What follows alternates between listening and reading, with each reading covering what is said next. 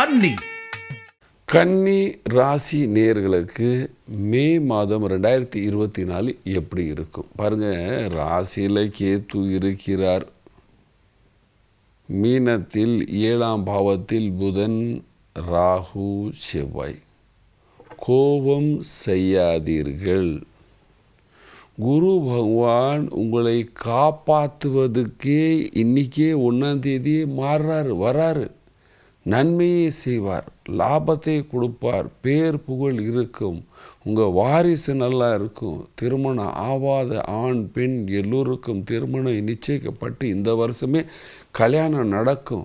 வியாபாரத்தில் அடி தடி பிரச்சனை இருந்து கடன் வாங்கி காலிலே தலைவலியாக இருக்கிற கன்னி ராசிக்காரர்களுக்கு இந்த மாதம் சகல பிரச்சனையும் குறைஞ்சிட்டு நீங்கள் சந்தோஷமாகவும் சுகமாகவும் வாழ்கிற காலம் ஆரம்பிக்குது ஐயா என்று சொல்லலாம்.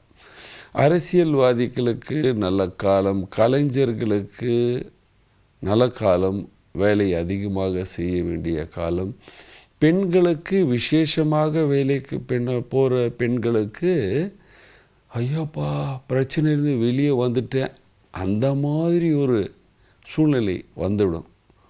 ப்ரமோஷன் இருக்குது. நீங்கள் இவ்வளோ நாளாக கடுமையாக உழைச்சிங்க இல்லையா, அதுக்கு உங்களுக்கு ஒரு ஸ்ட்ரம்ப்பு எப்படின்னா உங்களை பாராட்டுவார்கள். அப்பா எவ்வளோ கஷ்டம் கொடுத்தோம், எவ்வளோ பிரச்சனை கொடுத்தோம், ஆனாலும் இவங்கெல்லாம் நல்லா கடுமையாக உழைச்சாங்க, நன்மையை செஞ்சாங்க, நம்ம நிறுவனத்தை நல்லா காப்பாற்றினாங்க, அந்த மாதிரி உங்களுக்கு பேர் புகழ் இருக்கும். உங்களுடைய வாரிசுகளும் நல்லா இருப்பாங்க என்று சொல்லலாம். அரசியல்வாதிகளுக்கும் நல்ல காலம், விவசாயிகளுக்கு கொஞ்சம் கடுமையான காலம். ஆனாலும் 15 டேஸ்க்கு அப்புறம், அதாவது 15ஆம் தேதிக்கு அப்புறம் இன்னும் விசேஷமாக லாபம் நல்லாவே இருக்கும். மே 15க்கு அப்புறம்.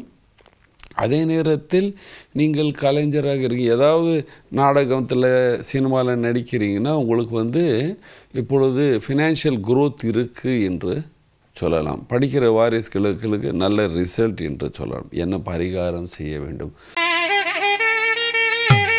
பரிகாரம் பாருங்கள், கன்னி ராசிக்காரர்களுக்கு மெயின் பிரச்சனையே கேத்து தான் இப்பொழுது.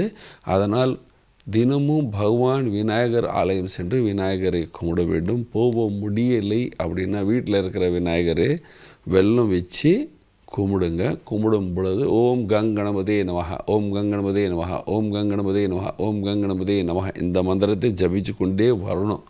காலையில் சாயந்தரம் மதியானம் இந்த மாதிரி ஜபிச்சு கொண்டே வந்தால் நல்ல சுகமாகவும் சந்தோஷமாகவும் வாழ்வீர்கள்.